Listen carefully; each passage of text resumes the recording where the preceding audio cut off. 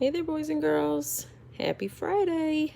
Um, we have made it to lesson 4 of our unit 10.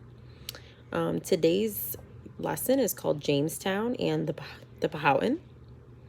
I'm gonna have two different stories today. This would be more of our listening and learning story, and then you will hear me read another story from our that would be more of our skills-based work today. Both stories will be from the reader. Okay, so for right now, for our listening and learning, our main focus is that we will be asking and answering questions in writing requiring literal recall and understanding of details of the introduction to living in colonial America. So that was your first intro chapter of your reader. Okay, so we're recalling what happened. Let's take a look at some of our vocabulary words. We've got 4 of them down here. Amend, to change or add to. Anxiously, acting nervous or worried.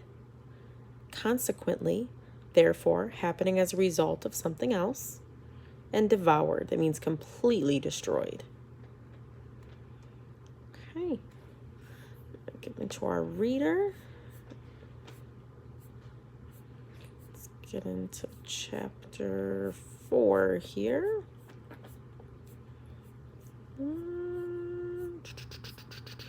Okay. Chapter 4, Jamestown and the Powhatan. Now remember, this is what we want to be recalling some things that you've heard previously in this reader, along with what you hear me read as well. Captain John Smith was hardworking and organized. Many historians believe that without him, Jamestown would not have survived. When John Smith finally took charge of the settlement, he did not beat around the bush.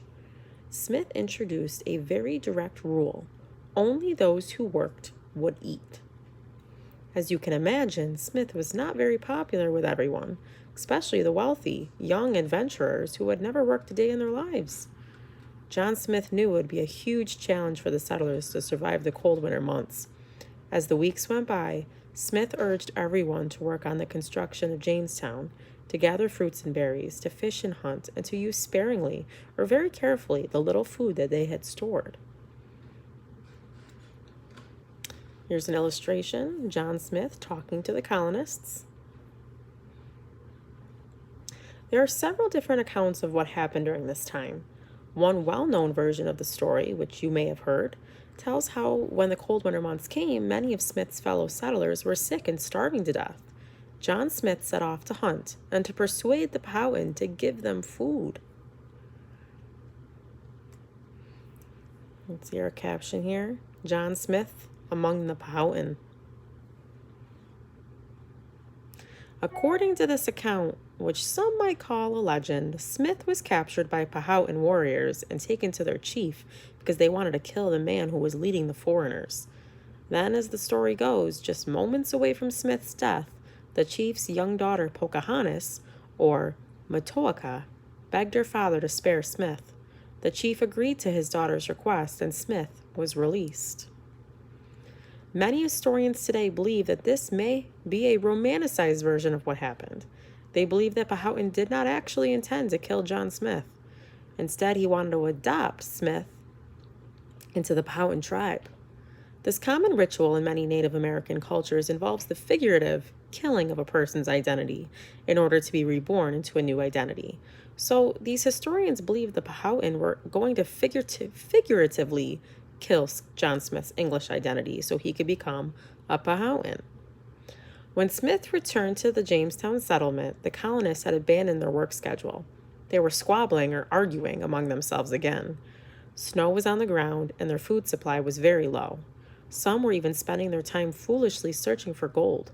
Smith was not pleased. He immediately set to work hunting and fishing, and doing what he could to persuade his cold, hungry, disheartened companions that all was not lost. Then one day, a small band of Powhatan, led by Pocahontas, appeared out of the forest. Having taken pity on this bunch of disorganized foreigners, the Powhatan brought with them much-needed food. Pocahontas and members of the Powhatan tribe returned many times with food and general aid or help.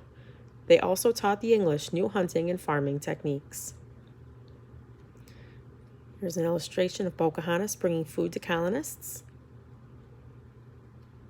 The food the Powhatan provided was enough to keep the English alive until help from their homeland arrived. That help came in January 1608 when Captain Newport's ship, the Susan Constant, arrived laden with food and more than 100 new settlers. Needless to say, the Powhatan were not happy to see even more strangers coming to live on the land they inhabited. For a while, the situation for Smith and his men improved. With more food to eat, they had energy to work. With more men, they had more hands to help construct the much-needed homes. Then tragedy struck. Somehow, and it is not certain how, a fire broke out. The fierce flames quickly devoured many of the buildings, as well as some of the food supply and clothes. You can imagine how devastating or upsetting this was for the settlers. See, the caption tells us Jamestown on fire. The English had no choice but to start again. Fortunately, by this time, the weather was getting warmer. The Powhatan had taught them how to grow corn, which they called maize, now that the weather was better. The Native Americans helped them once again by supplying the English with more food. Under John Smith's supervision, the men set to work rebuilding their homes, planting corn, and learning how to live in this new land. When spring came, Captain Newport set sail again for England. Some historians have written that the colonists who had been wasting their time searching for gold persuaded Captain Newport to load his ship with a large amount of red-colored dirt and bring it with him. The gold-hungry colonists were certain that tiny pieces of gold would be found once the dirt was properly examined in England. However, no gold was found. It seems that Captain Newport transported nothing more than a shipload of dirt across the Atlantic Ocean. Captain Newport returned to Jamestown again in the fall. The English colonists were happy to see him again. This time, Newport brought more supplies as well as 70 men and 2 women. Yes, 2 women. One woman, Mrs. Thomas Forrest, was the wife of one of the men on board, and the other was her maid, Anne Burras. See our illustration, new settler arrivals with the first women. They were the first 2 women to live in Jamestown. Some of the other new settlers were from Poland and Germany, and they brought the skill of glassmaking to the colony. By this time, John Smith had been elected president of the colony, and he had consistently enforced his rule. All must work if they wanted to eat. In fact, these are Captain John Smith's exact words. He that gathereth not every day as much as I do, the next day shall be set beyond the river, and be banished from the fort as a drone until he amend his conditions or starve. Under John Smith's leadership, the colony began to prosper. Smith continued to establish fairly good relations with the Powhatan Indians. The 2 communities even began to trade with each other. The settlers traded beads and copper for food. However, 2 years after Jamestown was established, John Smith was injured in a gunpowder explosion. Without medical assistance, his wounds would not heal. Smith was forced to return to England. The man chosen to lead the colony in Smith's absence was George Percy. Unfortunately, Percy was not as good a leader as Smith had been. However, to be fair, he did have a challenge on his hands from the moment he arrived. After Smith left, the Powhatans seemed to have a change of heart with regard to their new neighbors. Without John Smith, there to actively promote friendship and trade between the Native Americans and the colonists, relations began to suffer. The Powhatan no longer had someone they felt they could trust within the colony, and they became weary of the colonists. They began to raid Jamestown and steal essential supplies, especially food. They fought with the English settlers, killing some of them. In addition, the English settlers, without John Smith, there to enforce his rules, did not manage their food supplies as carefully as they should have. Then, once again, part of the settlement caught fire. This time, the Powhatan refused to help the English settlers. The settlers waited anxiously for a ship that was due to arrive with supplies, but no ship appeared on the horizon. The winter of 1609 to 1610 became known as the starving time because the colonists ran out of food and many of them died. Let's see here, great distress in Jamestown. Finally, one spring day, 2 ships were spotted. They were the Patience and the Deliverance. The settlers who had survived ran to the banks of the James River in eager anticipation. Both ships had been badly damaged at sea and had just barely made it to Virginia. The ships were low on supplies. The settlers begged to be taken back to England, and the 2 captains agreed. Perhaps the most incredible part of this story is what happened next. Just as the surviving settlers had turned their backs on Jamestown and set sail for England, they spotted an advance party of Englishmen sailing toward them. The retreating settlers were immediately informed that Lord de la Warr was close behind. Lord de la Warr was appointed by King James to serve as governor or leader of Jamestown. Lord de la Warr, it seems, had saved the day, while the entire settlement, actually. He had led 3 ships across the Atlantic filled to the brim with Englishmen and supplies destined for Jamestown. The Powhatan must have been horrified to see the settlers return. Even worse, there were more of them. Fortunately for the settlers, Lord de la Warr turned out to be a good leader. He restored a sense of order in Jamestown. Under his leadership, the buildings were repaired, and the food and supplies were efficiently managed. However, Lord de la Warr did not reach out to the Powhatan as John Smith had.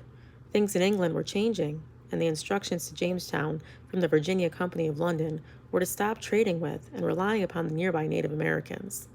See up here, our caption tells us Lord de la Warr takes charge here. Over the next several years, more and more skilled settlers made their way to Virginia. Eventually, in 1619, the first shipload of women arrived. Colonists began to raise families in this English colony. Although gold was not discovered, something just as valuable was. In time, a settler named John Rolfe began to establish a relationship with the Powhatan once again. Guided by the Powhatan and under the supervision of John Rolfe, the settlers began to grow tobacco. You can see here, this is the House of Burgesses Assembly. There were other important developments that took place in 1619. Now that things were going quite well in the English colonies, the English government felt comfortable allowing the colonists to make certain rules of their own. That was, as long as the colonists remembered who was really in charge. On July 30th, 1619, the first lawmaking assembly gathered in the Virginia House of Burgesses. Members of the House of Burgesses were chosen to represent areas of the colony of Virginia. Of course, only men could be chosen, but the House of Burgesses would eventually pave the way for self-government and ultimately independence. It was during another period of conflict between the Powhatan and the settlers that the Powhatan kidnapped some of the settlers and took several firearms or guns. In response, the settlers kidnapped Pocahontas. Pocahontas' father was willing to return the kidnapped settlers in exchange for his daughter, but not the firearms. In response, the settlers refused to let Pocahontas go. Consequently, or as a result, Pocahontas spent quite a bit of time in the English settlement, several years in fact. During this time, Pocahontas and John Rolfe were married and had a son named Thomas. During this time, Pocahontas converted to Christianity and took the name Rebecca. She and John Rolfe traveled together to England, where they were guests of the court of King James. Sadly, just as Pocahontas and John Rolfe were preparing to return to Virginia, she became very ill. Pocahontas died on March 21st, 1617, at the age of 22, and was buried in England. Later in the last years of his life, John Smith spoke of Pocahontas and said that without her help and the help of the Powhatan, Jamestown would never have survived. Perhaps this colony was given the wrong name. What do you think? Here's an illustration of John Rolfe and Pocahontas meet King James I. Okay, that is the end of chapter 4. I know that was a little bit of a longer one. I want you to go back and look at some of the questions we have and recall what we have learned about so far in the first couple chapters of this reader.